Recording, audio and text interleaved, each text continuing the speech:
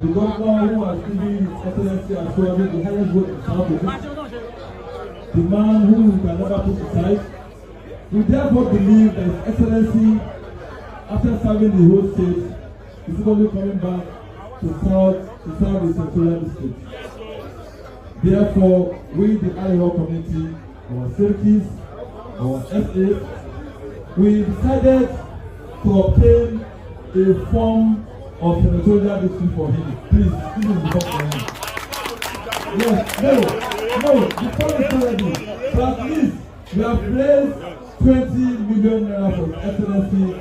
At any given time the ball is out, we are ready to serve and support His Excellency. Thank you very much. Thank you.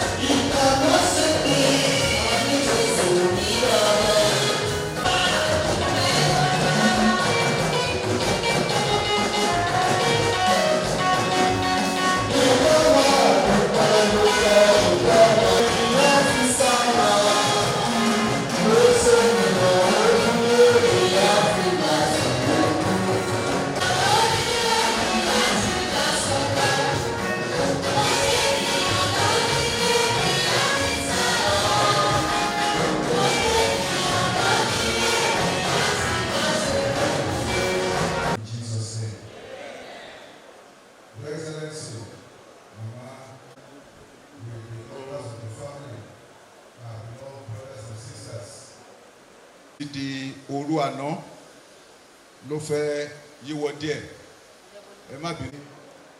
To welcome His Excellency formally.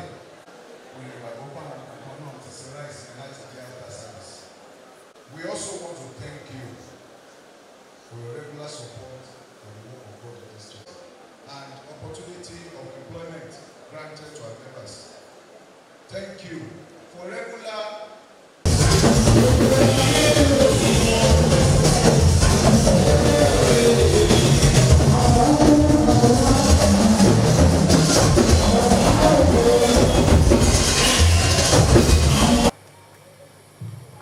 As for me, the governor, I feel extremely privileged and honored to be the governor of this great state. I do not take this trust for granted, and I will never take you, Ogun State citizens, for granted.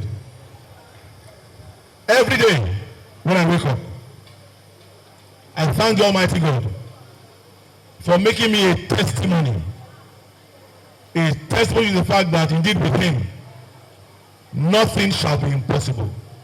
Say with me, with Him, nothing shall be impossible. And I say to someone today, the Almighty God that made me the Abiodun governor will make you a testimony for all the things that you desire in Jesus' mighty name. I pledge this morning before God and all of you that I will continue to use this office to glorify God and serve the good people of Ogun State. We will continue to implement people-oriented and impactful infrastructural projects